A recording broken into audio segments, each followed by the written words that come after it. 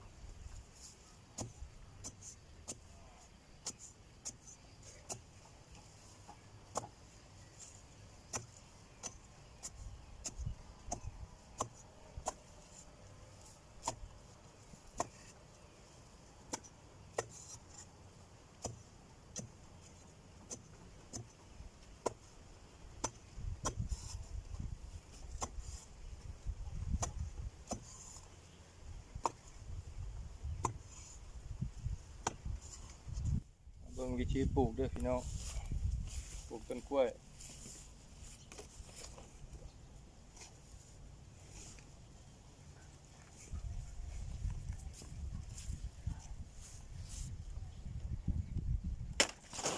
กินเลย